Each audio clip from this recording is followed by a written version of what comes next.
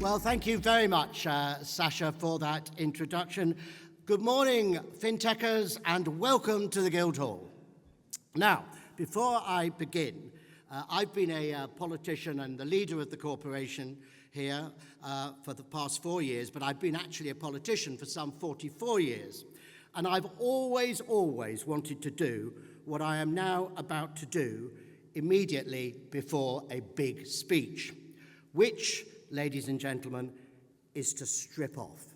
But don't worry, it's only my tie I'm going to remove.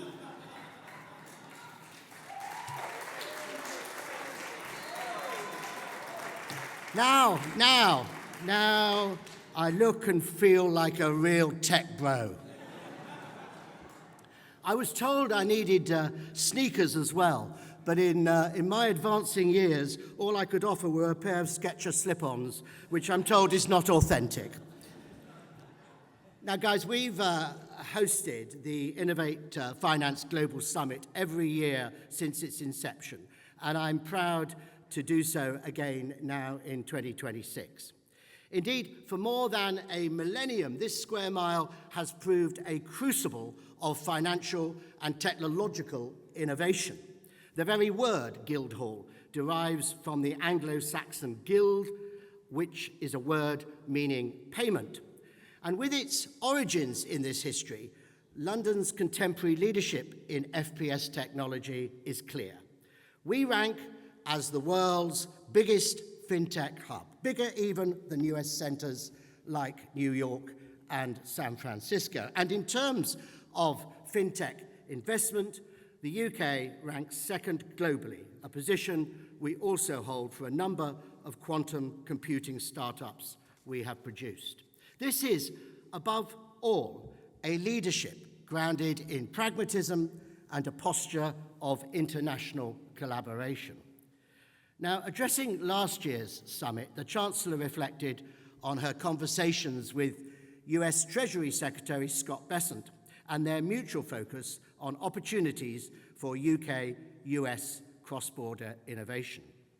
Now, through the announcement of the Transatlantic Task Force for Markets of the Future, we have a mechanism through which to realize these aspirations. I'm proud of the City of London Corporation's role here, facilitating industry input into this task force and convening innovative UK-based firms to ensure their priorities are reflected in its scope and focus. Transformative in its possibilities and potential value for our financial services, the real challenge of this task force is simple. In both the US and the United Kingdom, we must say yes. Yes to innovation and yes to even greater collaboration.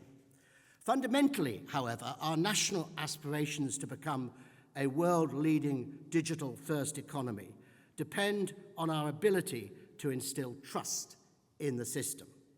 It is this conviction which has motivated the City Corporation's ongoing work to champion the development and introduction of a scalable digital verification service.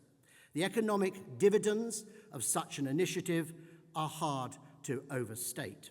According to research we have undertaken alongside EY, this system could deliver £5 billion in economic value over 5 years. So far, so compelling, but logistical challenges remain. Any voluntary digital ID system requires an underlying operating service through which personal and organizational data can be shared securely. And it is to progress this critical work stream that we have developed the Digital Verification Orchestrator Initiative, galvanizing as part of this effort banks, fintechs, and policymakers. To kick off the initiative's next phase, we're asking companies who can provide this infrastructure to step forward. Digital verification is so valuable in part because it recognizes a fundamental truth of our age, that technological progress yields new dangers as it solves old problems. We gather today, ladies and gentlemen, against a backdrop of escalating geopolitical turbulence. And in this context, the city's role in protecting the UK's economic security is ever more indispensable for growth. From our monumental investments as a corporation in the new Salisbury Square Justice Quarter in Fleet Street and the recently launched Report Fraud, through to the ongoing work of our very own City of London Police, the national policing lead for fraud, economic and cybercrime, we are working to anchor nationwide prosperity in national security. So let me close then on another urgent priority for the City of London. As we convene this morning here in Guildhall, a digital Big Bang is well underway. Increasingly, financial assets are tokenized and transactions conducted via entirely new digital infrastructures. Wholesale digital trade in equities, FX, gilts and bonds. This, ladies and gentlemen, is the future. And on digital markets leadership, I understand that we will not have long to wait for an update from the Treasury. But let me be clear, to advance this critical agenda, the City Corporation will do everything in our power, working constructively with government and the new digital markets champion to make these opportunities a reality. This is unequivocally a race. And as I have said many times, we either lead it or we lose it. Thanks to all of you, I'm convinced that we can lead it today and in the decades to come. And now it's my great pleasure to introduce our next speaker, a stalwart champion of the City of London and a great friend too, someone I'm glad that I'm speaking before rather than after, the CEO of Innovate Finance, Janine Hirt. Janine, over to you. Good morning, UK FinTech. Thank you so much, Chris. I have to say, can we make that a tradition of just taking the tie and slamming on the floor? So anyone that has got a tie, take it off now and put it down. I love it.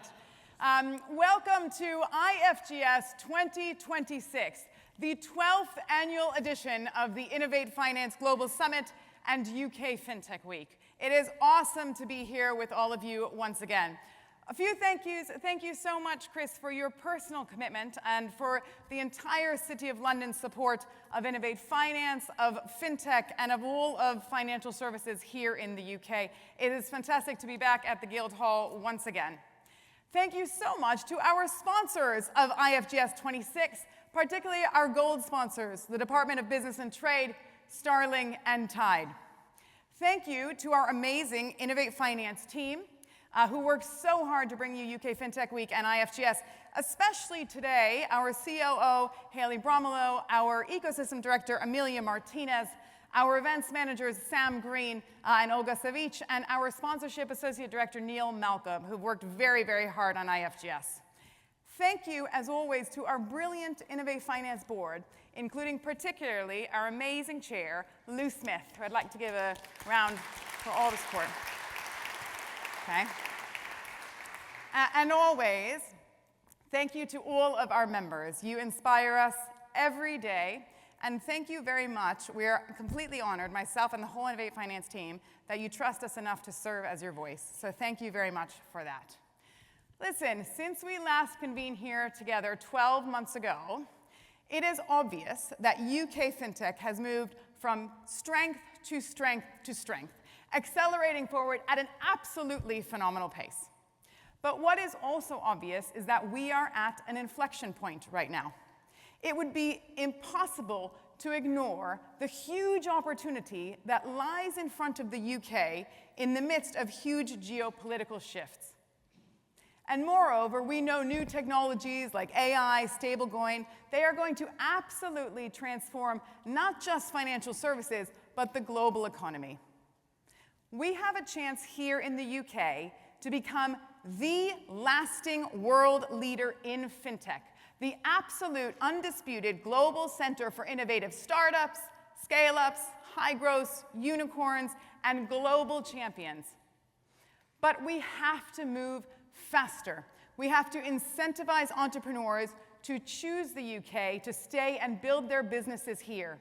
Because otherwise, that window of opportunity that lies in front of us it'll be closed before we know it, and suddenly the UK becomes not the leader, but the follower in financial innovation.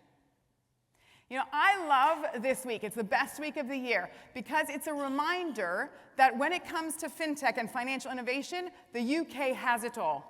Our founders, our entrepreneurs, they're second to none, right? There's nowhere else in the world where you find this ambition, this commitment, this drive to change financial services for the better. We've got an unparalleled talent pool that is coming from all parts of the UK and from all over the globe. And we have a government, which we'll hear from in a few moments, we have a government that has committed to support our sector, placing fintech as one of the core pillars within its FS strategy and de facto its industrial strategy. And we have a regulator that has woven innovation in its future 5-year plan and has committed to being tech positive. We here in the UK are the country that receives more investment for fintech than anywhere else in the world, bar the United States. And we are also a country in which rule of law is non-negotiable. We are a country which celebrates differences of opinion, differences of thought, and champions diversity and inclusion. And we are a country in which ethical innovation is supported and encouraged. Those ingredients put together create a perfect recipe alongside tangible action and pace to rocket the UK to the top of the global fintech standings. And why is that so important, right? We know the tremendous impact that fintech has on the UK society. It has been proven. The data is there. 68% of all SME lending in the UK today is being done by fintech. That is up from 60% last year. It's up from 57% before the COVID pandemic. If that's not powering the engine of our economy, I don't know what is. 98% of UK fintech is positively contributing to productivity in the UK, more than a quarter directly addressing the issue of inequality.